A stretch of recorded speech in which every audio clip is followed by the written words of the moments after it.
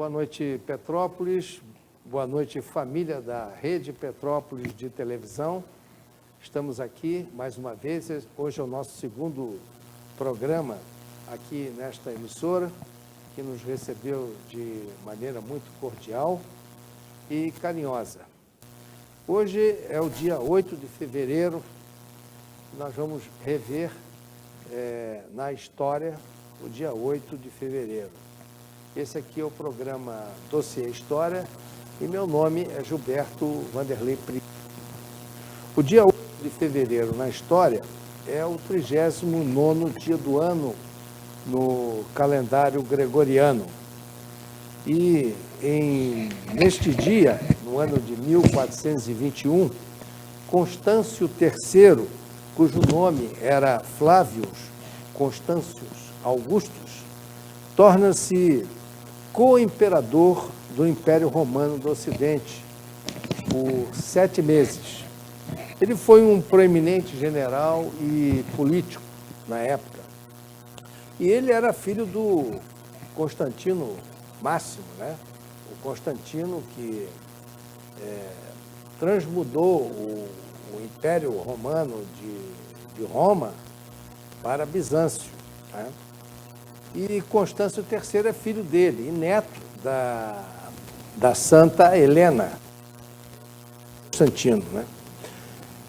O Constâncio III, ele foi, durante muito tempo, um poder por trás do trono, por toda a década de 410. E em 1421 ele é proclamado co-imperador. Essa é a data que se comemora, dia 8 de fevereiro.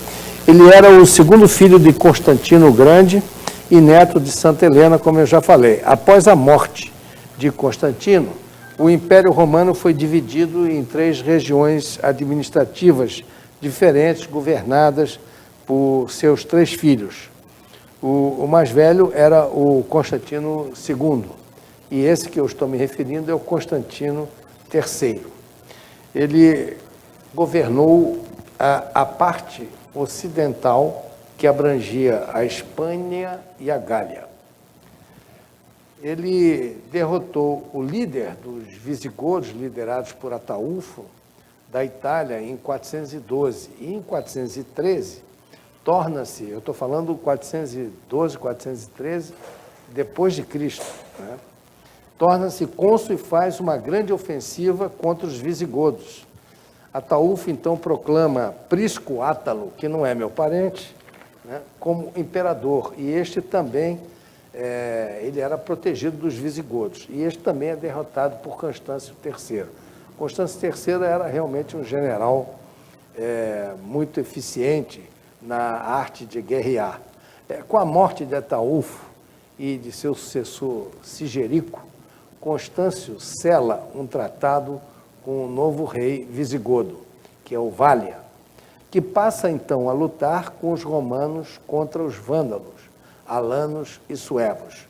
Essa é a importância da data e do registro que se faz, porque é a partir daí que o Império Romano tenta se recuperar depois de várias invasões bárbaras em Roma.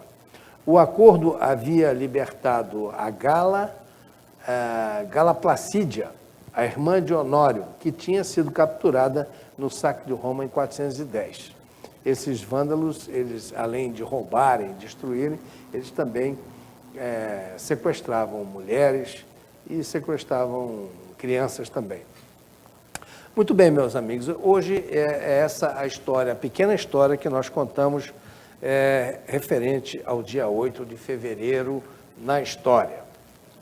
Agora vamos um pouco pelo nosso jornalismo, o jornalismo que vai pelo Face, as notícias que circulam no Face.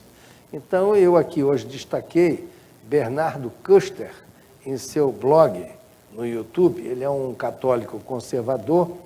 Eu vou aqui mostrar o vídeo, até quero que a técnica preste atenção, porque daqui a pouco vou pedir para liberar o vídeo do Bernardo Custer.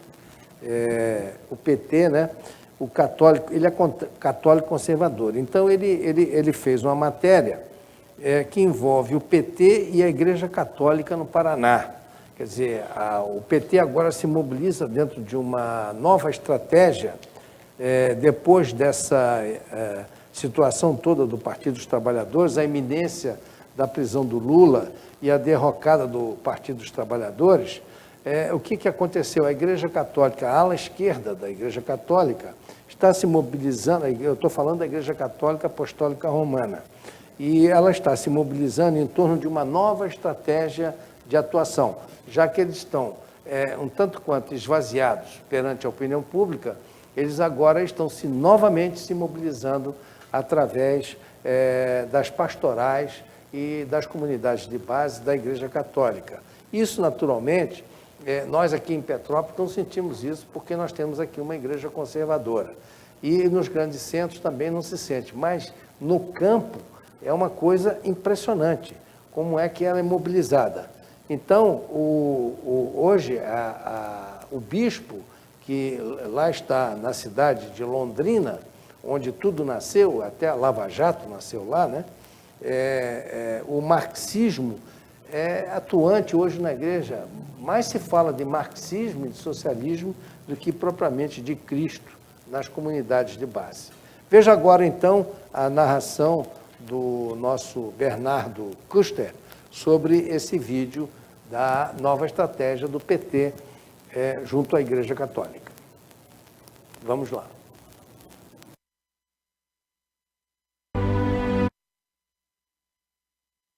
As pessoas não sabem, mas o Petrolão nasceu aqui em Londrina.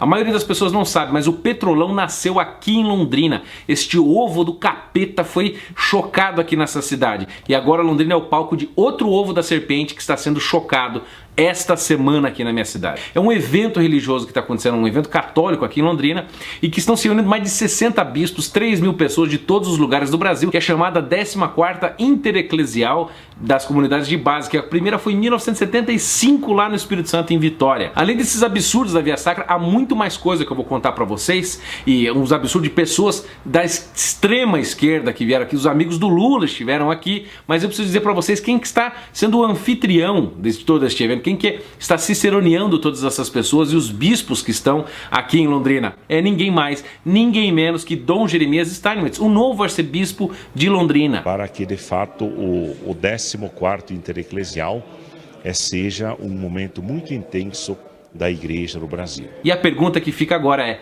quem é Dom Jeremias Steinmetz? Qual é a capivara? Qual é o currículo dele desde que ele chegou aqui nessa cidade? São tantos feitos homéricos que eu tive que anotar um papel aqui para vocês. Bom, assim que ele chegou na cidade, a primeira coisa que ele fez foi um grito dos excluídos. Grito dos excluídos do nosso país. Isso que envolveu o pessoal da MST, movimentos sociais, tudo para gritar o quão excluídos eles são na sociedade. A segunda delas foi aquela semana LGBT que se tornou muito famosa, que eu dei o estouro da bomba na internet, fui até banido do Facebook por isso, tornou-se uma notícia internacional e ele, inclusive, deu o aval para que o evento continuasse. A terceira delas foi que há denúncias de algumas pessoas que chegaram a mim dizendo que o bispo se recusa na missa a dar hóstia na boca das pessoas quando elas estão ajoelhadas. Isso aí configura um verdadeiro abuso de autoridade, um verdadeiro abuso de poder. Outra coisa é que nós temos fontes seguras e diretas, fontes primárias que disseram que ele vem perseguindo certos padres que são fiéis à doutrina da igreja, fiéis ao magistério da igreja. E a última delas, a mais recente, foi uma verdadeira dança das cadeiras dos padres aqui da cidade, onde ele trocou uma grande parte dos padres de paróquia, inclusive o Monsenhor Bernard, que estava há 30 anos na catedral, ele jogou lá para uma igrejinha no centro. Ah, mas rufem os tambores, porque há um outro feito no currículo dele. Quando eu estive aqui num dos eventos aqui que o bispo esteve presente, ele confessou de boca própria, réu confesso, de que ele foi assistente do Frei Beto.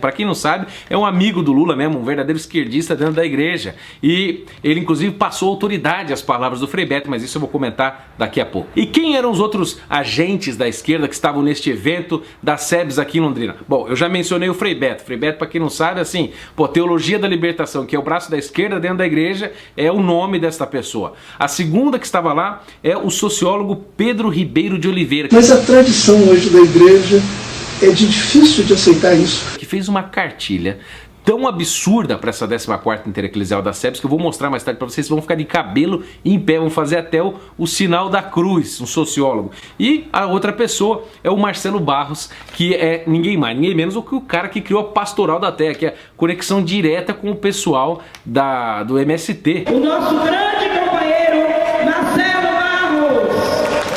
Companheiros e companheiras, vocês estão vendo que o cenário ficou complexo. Então o bispo está participando efusivamente deste evento da Teologia da Libertação, da esquerda na igreja aqui em Londrina. Sejam todos bem-vindos para este evento que deverá marcar a história da igreja no Brasil. Mas isso não surpreende porque este ninho deste ovo de serpente que está sendo chocado aqui em Londrina já existia antigamente, e eu vou contar para vocês por quê. Há três personagens fundamentais nessa história. A primeira delas é a Lenir de Assis, que para quem não sabe foi uma vereadora da cidade aqui, que votou a favor da inclusão da ideologia de gênero no plano municipal de educação. Ela que é declaradamente uma pessoa progressista e que agora é assistente de comunicação desse pessoal aí da SEBS. A outra delas é Márcia Lopes, que para quem não sabe é assim, petista de cabo a rabo. Sou a Márcia Lopes de Londrina e terei a grande honra de assessorar o 14º Intereclesial, que acontecerá em janeiro de 2018. E Márcia Lopes está fazendo palestras aqui durante esse evento sobre violências e outros assuntos, como diz o próprio site da SEBS.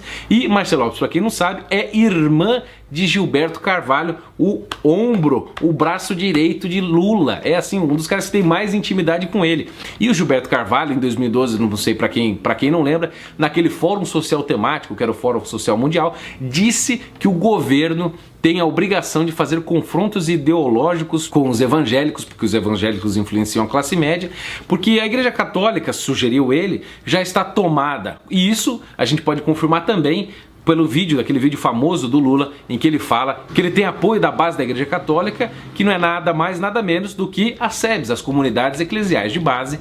eu tenho por detrás de mim uma grande parte dos estudantes do PT, a CUT, a base da Igreja Católica, a base da Igreja Católica, a base da Igreja Católica. Meus amigos, essa é a realidade. É muito triste de ver, né, uma instituição como a Igreja Católica Apostólica Romana perder-se nesse emaranhado da esquerda, a extrema esquerda, né? Estou falando da extrema esquerda. Infelizmente, a Igreja Católica Conservadora perde espaço e até padres conservadores, que são excelentes padres, estão sendo excluídos das suas comunidades por bispos da esquerda, que promovem nas pastorais a ideologia marxista e apoio aberto a partidos de esquerda como o PT, apesar de toda a desmoralização do partido pela roubalheira desenfreada dos últimos tempos, né? Misturar igreja com política nunca deu certo e não seria agora que iria dar certo. Mas aqui vamos falar da reforma da Previdência. Hoje o nosso tema está centrado na mulher. Então nós vamos falar hoje como fica a pensão da mulher na reforma da Previdência.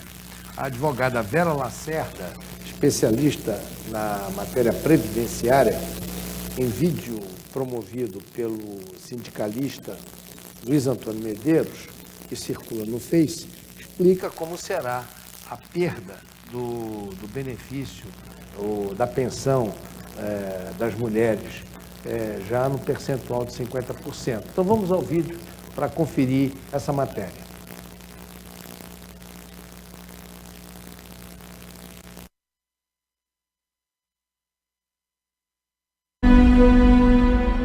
Doutora Vera, como é que fica a pensão da mulher? Ela tem que abrir mão da se for aposentada, ela ficará com 50% mais 10% por filho menor. Ela vai perder o marido e vai diminuir a renda dela em 50%. A doutora Vera, na metade, cai na metade? Na metade. E detalhe, ela vai abrir mão, se for aposentada, da aposentadoria dela. Então veja bem a situação financeira que a mulher vai ficar nesse país. Mas escuta só, o presidente Temer disse que isso só vai atingir as pensões acima de 2 salários mínimos. Como é que é isso? O que acontece? A soma da pensão e a soma da aposentadoria não pode ultrapassar 2 salários mínimos. A grande maioria da população vai ter que optar pelo melhor valor, porque a mulher já tem essa situação de ganhar menos que o marido. É evidente, a aposentadoria dela será melhor. Agora eu faço uma pergunta. Para onde vai o custeio dos anos trabalhados dessa mulher, que são 30 anos de contribuição? Quem vai ficar com esse valor? Isso é uma barbaridade.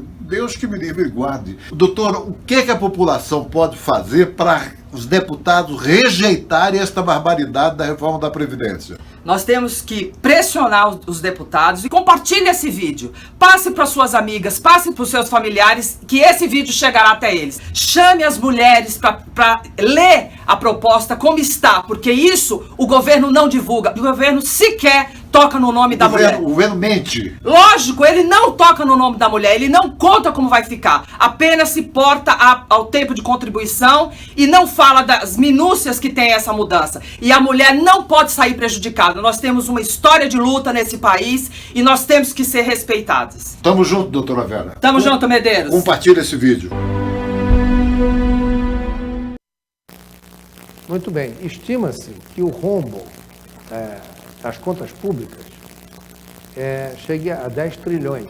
Eu havia feito alguns anos atrás uma estimativa de 3 trilhões, mas hoje em dia já se estima em 10 trilhões. Na realidade, nós não sabemos o valor, a dimensão desse rombo. É uma coisa assim impressionante. Tudo que está sendo recuperado na Lava Jato é um valor minúsculo em relação ao que se roubou nesses últimos governos de esquerda que nós tivemos a partir de 1988. Então, o que está acontecendo? As autoridades econômicas estão apavoradas, porque as contas do governo não fecham mais. E à medida que o tempo passa, esse rombo está aumentando, o passivo está aumentando. O que se arrecada já não é suficiente nem para pagar a folha de pagamento dos funcionários públicos. Então, aonde é que vai estourar essa bomba? Ela vai estourar no colo de quem paga a Previdência, no colo do aposentado. É o que está acontecendo. Sempre arrebenta do lado mais fraco.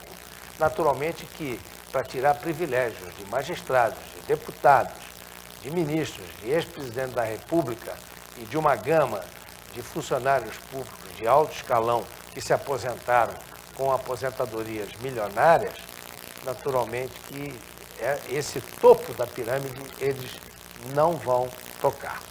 Muito bem, mutatis mutandis, mudando de assunto, nós vamos agora à nossa convidada. Né? A convidada de hoje, ela é uma mulher muito especial, minha amiga há muitos anos, foi conselheira tutelar por 2 períodos, ela é uma pedagoga, empresária, participou da administração pública municipal em 2 governos aqui em Petrópolis, primeiramente como a implantadora do Horto Mercado, lá em Itaipava, e também a criação de 8 associações de produtores rurais em Petrópolis. Durante a gestão do prefeito Gratacós e depois na Casa dos Conselhos no governo de Paulo Mustrange. Gilda Jorge é o nome dela. Nosso tema diz respeito à mulher, só que um tema bastante crítico, né? A violência contra a mulher em Portugal. Gilda acabou recentemente, ela retornou de Portugal, onde lá ela residiu por cerca de 1 ano, e lá ela pôde contactar a pedagoga, que é uma mulher ligada à área social, sensível. Ela viu certas circunstâncias, certas situações naquele país que ela nunca imaginou que realmente acontecer. Vou passar a palavra a ela. Boa noite, Gilda. É um prazer grande te receber aqui. E as suas considerações iniciais, se você quiser fazer alguma correção aqui no seu currículo, que eu coloquei aqui de improviso, eu deixo você bastante à vontade, né? E já passo, então, a palavra para você, para que depois você explique para nós que tipo de violência você detectou lá em Portugal. Boa noite, Prisco. Boa noite a todos. Quero te agradecer o convite, né? falar no seu programa é uma honra para mim, né? E hoje, com esse cenário tão bonito, né? Dossiê História é uma coisa importantíssima para nós, petropolitanos, né? Que você nos traz muitas informações muito importantes, né? Seu primeiro programa aqui, a sua estreia foi um programa de alto nível, muito bom. Bom, você sabe que eu sempre lutei pelas causas sociais, pela causa da mulher, principalmente a mulher do campo. Mas nós vamos falar hoje de Portugal, não é das nossas mulheres petropolitanas. E eu queria usar isso que o que eu pude perceber em Portugal, existe a violência doméstica. Eles não usam a palavra violência contra a mulher. Eles falam a violência doméstica. Por quê?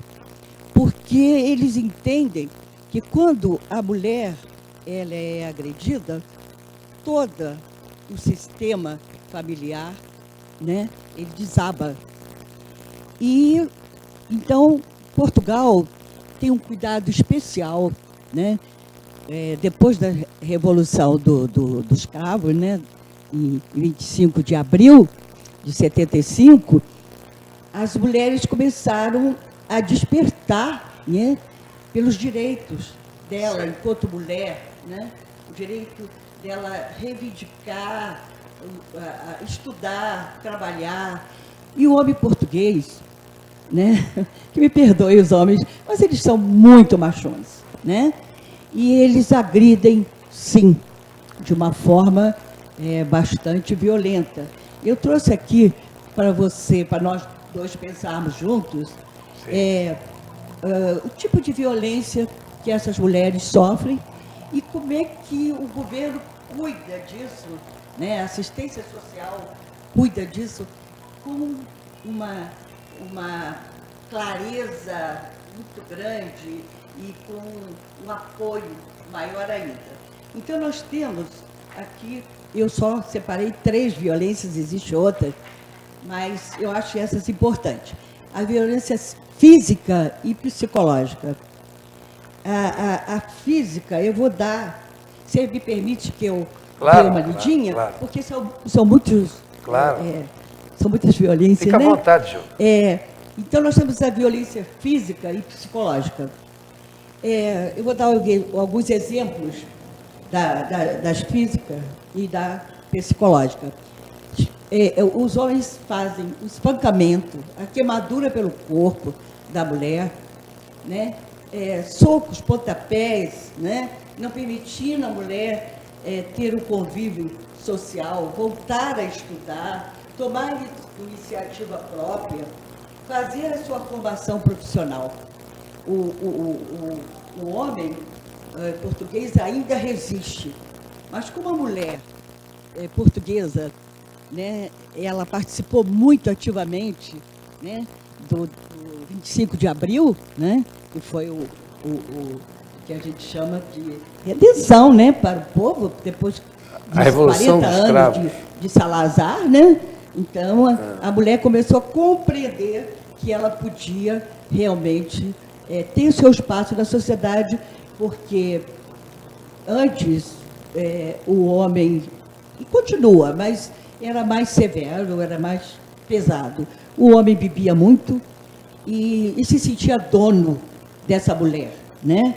Então havia, o Prisco, isso, o pouco que eu pude perceber e estudar, né, lá em Portugal. Então, eles intimidam até hoje a mulher para que ela não tenha o seu espaço. Mas a mulher está resistindo e, com isso, né, vem aquela parte muito pesada, que é a morte com violência cruel, né? Eu estava saindo de Portugal. Qual a cidade que você estava? Eu estava em Santarém, uma cidade que quando saímos de lá, quer dizer, eu vim primeiro do que meu marido, por morte do meu irmão, eu tive que vir mais cedo, mas tinha acabado de acontecer um crime horroroso. Uma mulher jovem, de 42 anos, trabalhadora, operária, tinha seu carro, que aliás as mulheres lá, todas têm seu carro, sabe, ganham o seu salário, tá ganhando seu espaço, está ganhando seu espaço. E ela terminou esse relacionamento com esse marido, e ele não conformando, né, esperou ela sair um dia do seu trabalho, isso foi em setembro, eu ainda estava lá em Portugal, arrancou-a de uma forma abrupta do carro e jogou gasolina no corpo dessa mulher e ateou fogo. Essa mulher foi queimada. E eu soube por colegas lá da universidade de que ela veio a falecer agora em janeiro, mas sofreu de setembro a janeiro. Então, eu tenho aqui uma estatística, Prisco, que depois, se você quiser, até quero te dizer que foi na cidade chamada, um lugarejo chamado Peniche, que é perto justamente de Santarém, onde houve esse Como é que é o nome? Bárbaro. Peniche? Peniche. Então, Prisco, eu tenho aqui algumas instituições que eu acho que é importante que você saiba e depois a gente até trocar, né? Existe uma instituição que é governamental e ela faz esse apoio à mulher quando ela é agredida. Então, eles dão todo o apoio psicológico, tem uma casa para acolher essa mulher, isso é muito importante a gente saber, mas eles também cuidam, coisa que nós aqui no Brasil não fazemos. Eles cuidam também do agressor, porque muitas vezes o agressor agride, né? Mas ele foi habituado desde de criança a ver o seu pai também agredir a sua mãe, né? Então eles fazem o estudo, pode ser, né, uma coisa de cultura, mas também pode ser uma coisa psicológica, né? E eu tenho exemplos assim muito fortes, Prisco, né? Aqui do Brasil, quando eu respondi por 2 mandatos do Conselho Tutelar, e eu vi também que não é só, que me perdoe as feministas, mas que não é só o homem que agride, né? Não, a mulher também. Ela talvez não agrida com a força, que ela não tem, mas ela agride de uma forma psicológica. E é onde ela pega esse homem, com os filhos. Ela usa os filhos como instrumento para conseguir o que ela deseja. Então, a gente tem que repensar muito, né, essa situação da mulher no mundo inteiro, né? Mas nós, aqui no Brasil, pelas estatísticas de pessoas que trabalham com a violência contra a mulher, que não é meu caso, dizem que o Brasil é o segundo que mais agride e mata as mulheres, né? Então, é preciso... É o segundo país do mundo. É preciso de repensar. Mas também os homens estão sendo mortos. Qual é o primeiro, Gilda? O primeiro país, nas estatísticas? A estatística... O Brasil seria o segundo. Para você, a estatística mais recente, tá? Que é de 2017. Tá. Eu não quis pegar para trás, porque... Sim, não interessa. Era muita coisa e o programa não daria tempo para a gente falar sobre isso. Então, nós temos aqui, na região do Porto, nós tivemos 22 mulheres assassinadas no ano de 2017, só no Porto. Né? Então, essas fontes foram... nós pegamos essas fontes do Correio da Manhã, né? As instituições que também cobre, como eu te falei, a instituição do governo, né? Que é a Associação de Proteção à Vítima de Violência Doméstica. Eles não aceitam falar só da mulher. Né? Então, Prisco, existe uma ONG também que trabalha muito com acompanhamento jurídico, né? Levando a mulher a repensar o seu trabalho, né? Buscar o seu espaço para o trabalho, que hoje está acontecendo, né? Eles dão o apoio psicológico para os filhos, o abrigo temporário, né? E ajudam de forma terapêutica essa família. Essa família, ela não é dispensada de imediato. É uma casa de acolhida de 72 horas? Não.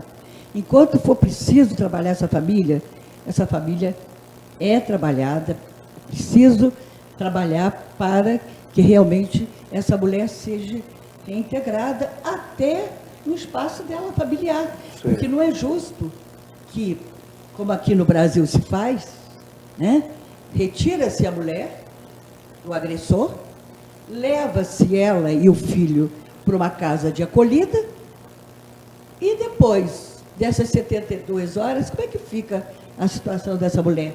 Ela volta para o agressor, né, sem que o agressor seja trabalhado, porque se esse agressor não é trabalhado, não se sabe por que ele está agredindo essa mulher.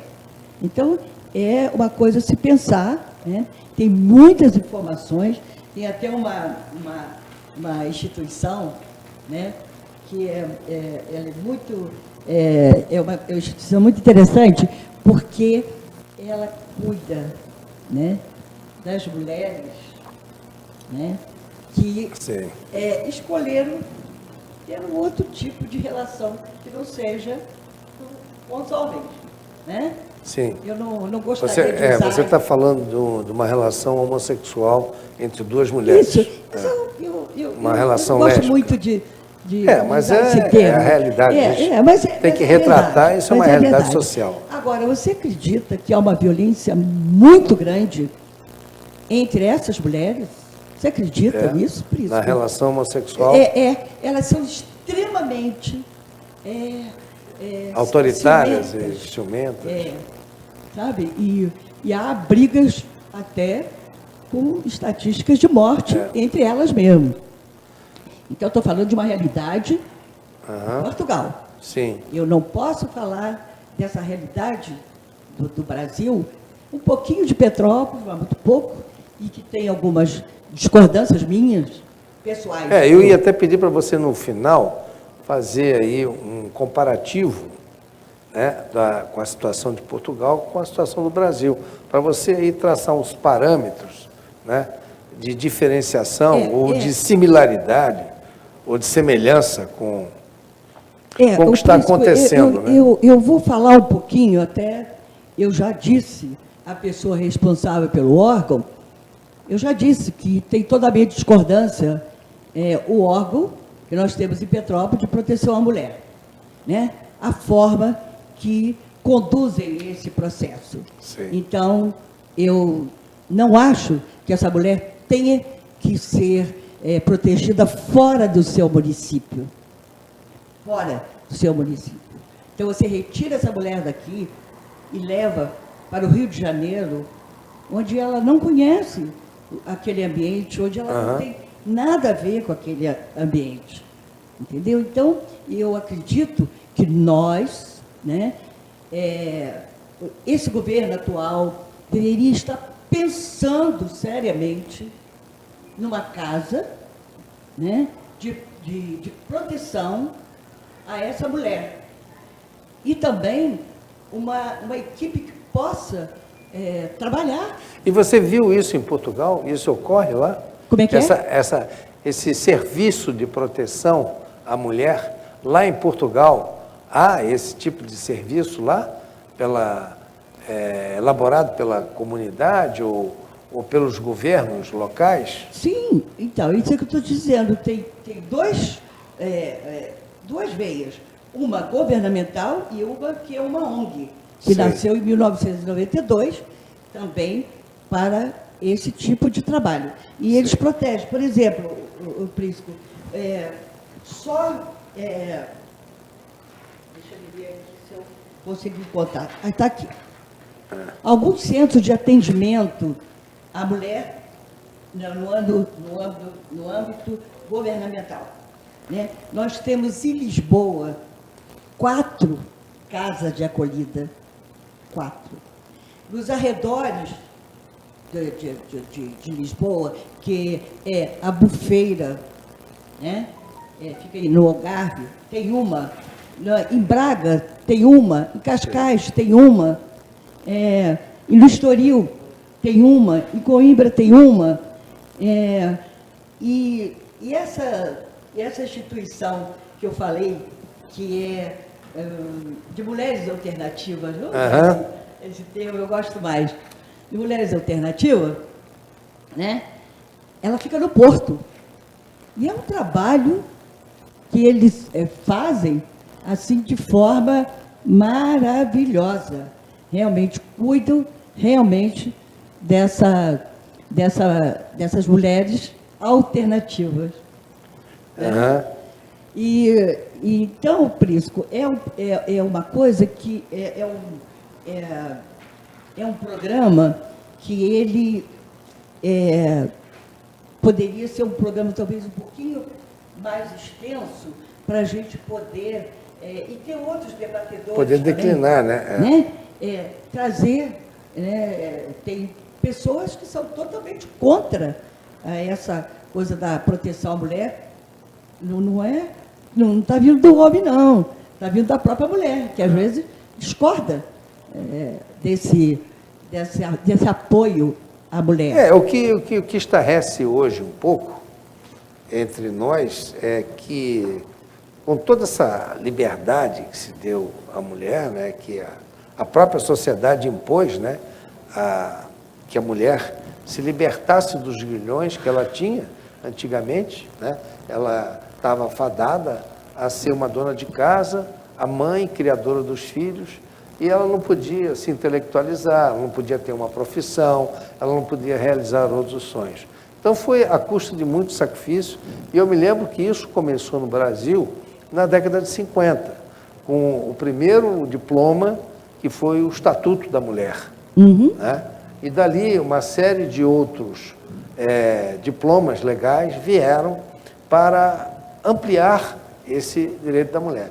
Então, hoje, eu, por exemplo, vejo a mulher na sociedade de hoje completamente livre, dona do seu nariz, ela decide os destinos da vida dela, sendo casada, solteira, mãe ou não mãe, ela hoje decide a vida dela.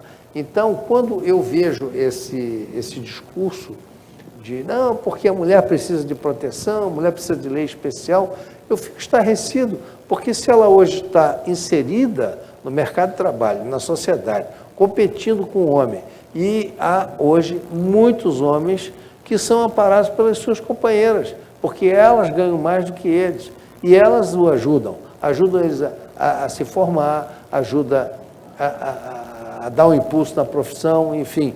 A mulher hoje, ela tem uma situação muito ativa na nossa sociedade, de muita participação.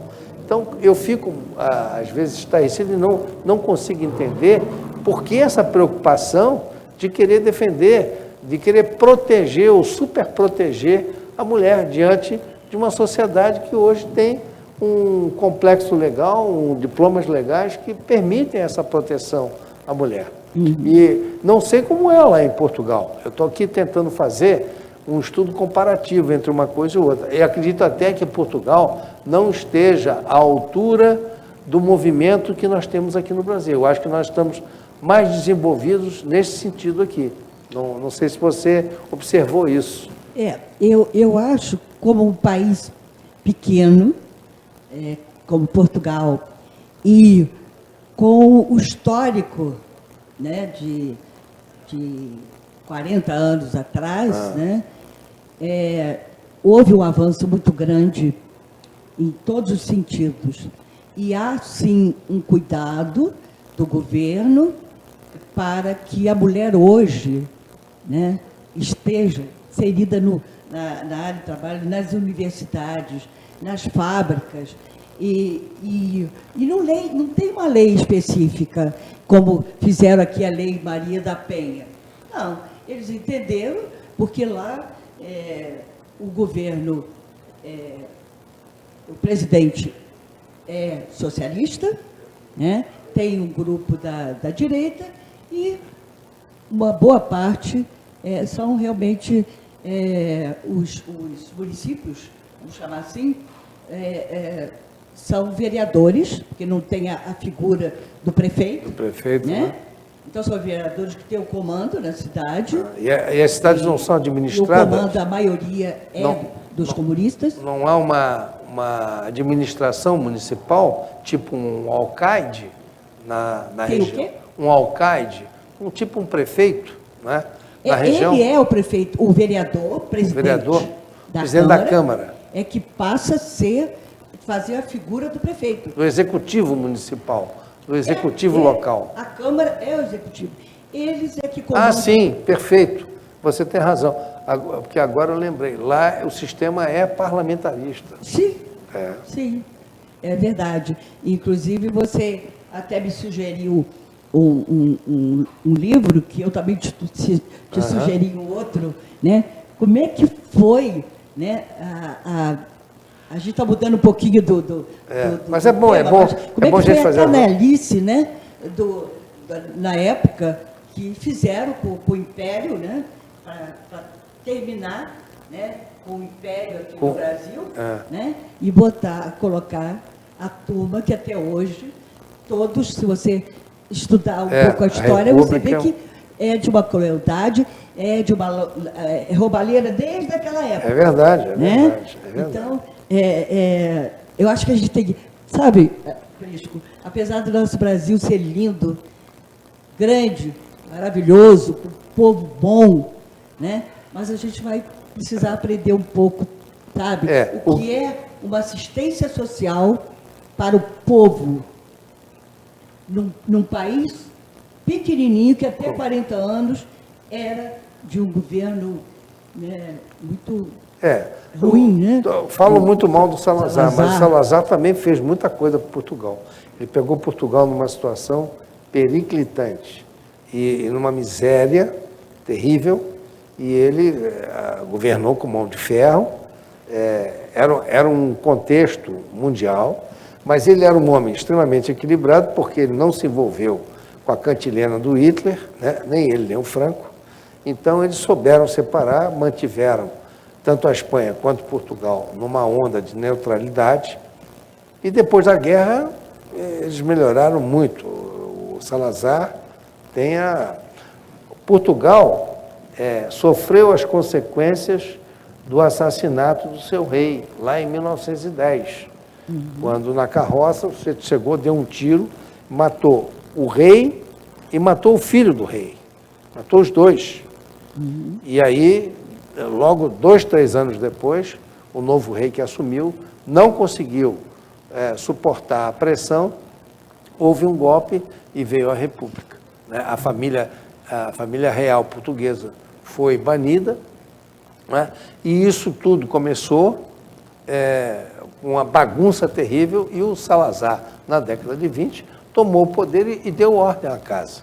Só que ele pegou um período, que era um período de modelos fascistas, que eram governos muito fortes, de um regime muito forte, e ele crueldade, manteve. né? Matou muita gente, né? Foi cruel, foi cruel. Eu tenho até uma biografia dele para ler, e depois eu posso conversar com você sobre isso. Mas todo governo ditatorial, e eu sou contra a ditadura, todo governo que é ditadura sempre tem esse tipo de violência. Porque tenta repelir ou não. Veja agora o Maduro, né? O Maduro, para não perder o governo, o que ele está fazendo? Está matando as pessoas na rua, né? De uma crueldade terrível. A coisa está muito séria. Porque a febre pelo poder chega a um ponto tal em determinado momento, que o sujeito ele fica cego e ele fica apavorado de perder o governo. E todos eles foram na África do Norte, no Oriente Médio, todas essas ditaduras fizeram a mesma coisa. Mas essa experiência de morar em Portugal, estar estudando lá e vivendo lá, convivendo, né, com toda, e principalmente com o homem rural, com a mulher rural, mulher plantadora, o homem plantador. E o homem, ele é realmente muito trabalhador, mas ele não dá, o homem do campo não dá o menor valor à mulher. Mas o menor. Né? E ela trabalha com ele lá. Além de trabalhar no campo, ela ainda vai trabalhar em casa, né? E ainda vai receber xingamento porque a comida não saiu como queria. Enfim, tem algumas coisas que a gente tem que reconhecer. E tem outras coisas que a gente tem que dar os parabéns ao governo português, porque eles saíram do caos e hoje eu tenho uma experiência, né, de que pude, como brasileira, né, moradora, usar a assistência social lá na área médica, recebendo tudo que eu precisava sem gastar um tostão. Tudo. Eu recebia medicamentos que eu costumo, né, tomar aqui no Brasil, graciosamente, gratuitamente, porque naquele momento que eu recebi, eu e meu marido recebemos o direito de morar em Portugal, eu passo a ter todos os direitos de uma portuguesa e ele de um português. Entendeu? Então, foi muito gratificante. Eu digo para você, senti muita falta do meu Brasil, do meu país, da minha Petrópolis. Sentiu saudade. E depois esse luto que eu tive foi uma coisa muito sofrida para mim. O falecimento do seu irmão, né? Então, eu estou precisando ainda me recuperar para o retorno. Eu tenho que retornar, porque, como cidadã agora, eu tenho que estar lá também, lá e cá. Mas eu gostaria também, Prisco, de, dentro do teu programa, que eu gosto muito e acho um programa que esclarece muito, né, para nós, porque nós mesmos não sabemos muito da nossa história, né? E isso você nos dá e é muito bom. Mas, voltando ao assunto da mulher, eu penso que hoje nós temos um governo municipal jovem, um rapaz jovem, e aparentemente tentando... Você está falando do nosso prefeito aqui de Petrópolis. O prefeito Bernardo Rossi. Né? Estou falando de Petrópolis. É um rapaz jovem, tem uma brilhante carreira aí pela frente, né? Pegou um governo destruído, né? Uma dívida imensa, que ele está sacrificando alguns segmentos da prefeitura para poder, pelo menos é o que eu estou, depois que eu cheguei, eu comecei a entender como é que o sistema estava ocorrendo aqui em Petrópolis. Mas o que eu queria dizer para esse jovem prefeito, Bernardo Rossi, Bernardo, você tem que pensar seriamente numa casa de acolhida para nossas mulheres, né, para que elas não saiam do nosso município. Elas não têm que sair do nosso município. Porque no nosso tempo de conselheira tutelar, nós nunca permitimos que qualquer mulher saísse do seu habitat. Nós procurávamos fazer, e não foi novidade para mim quando eu vi que Portugal estava fazendo isso, porque já há mais de 15 anos atrás nós já fazíamos isso, né? De trazer esse homem agressor para nós e tentar acertar, porque também eu via que muitas mulheres, o homem perdia o controle, porque também muitas mulheres usavam Usavam e provocavam. Usavam o seu poder através dos filhos. Isso. E provocavam o marido. E o homem, quando fala do filho, fala mais alto, né? Então, eu penso que a gente tem que pensar, você como jornalista, você como pesquisador, né? Eu acho que nós temos que lutar para que esse governo jovem implante, né, uma coisa diferente. Não vamos copiar de outros municípios, e nem do todo o Brasil. Vamos fazer a nossa história. E podemos, com certeza, prefeito Bernardo, nós podemos fazer a nossa história a favor das nossas mulheres, mas também cuidar dos homens, não é só das mulheres, não.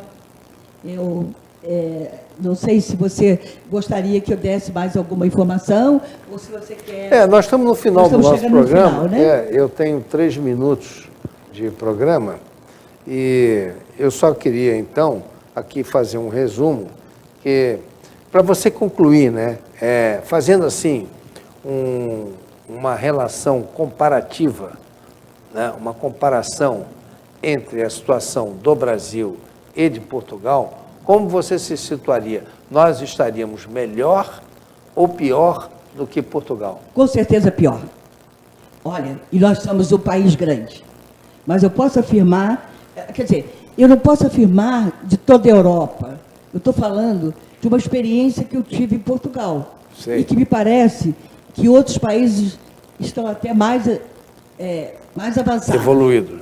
Né? Agora nós precisamos realmente melhorar, né, a parte de dar o apoio à mulher. Não é só o apoio psicológico, o apoio da moradia, mas também o apoio do trabalho, porque hoje não se permite mais que o homem seja ele só o responsável pela manutenção do seu lar, né?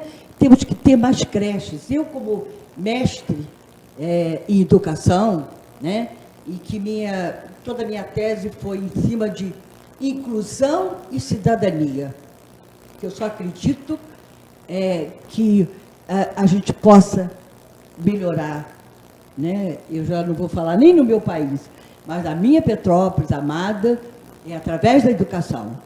E a educação é uma coisa muito séria. Não se pode brincar com educação. É verdade. Educação se faz com pessoas preparadas, educadas, né? E que tenha realmente se preparado para ser uma mestre, né? Desde o berçário até a universidade. Perfeito. Ô, Gilda, quero te agradecer muito a tua atenção. Isso aqui é apenas, esse programa de hoje é um introito de uma série que nós vamos fazer com esse tema ou com outros temas. Quero também aqui agradecer aos meus telespectadores, né, cativos que nos seguem e lembrar que esse programa aqui terá uma reprise no domingo, às 8 horas da manhã. Né? Estamos ao vivo no Facebook, mas também poderá ser visto esse programa na nossa página no Facebook, porque neste momento ele já está no Facebook, está sendo levado ao ar via Facebook, ao vivo, e depois ele vai ficar postado também na minha página no Facebook, Gilberto Vanderlei Prisco, e na página do programa, Dossiê História. Esse programa vai ficar lá nos nossos anais.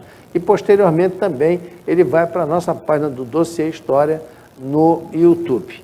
Quero agradecer a todos, desejar um bom final de semana, um bom descanso no Carnaval para quem é de descanso, né? E uma boa folia para quem é realmente de folia do Carnaval.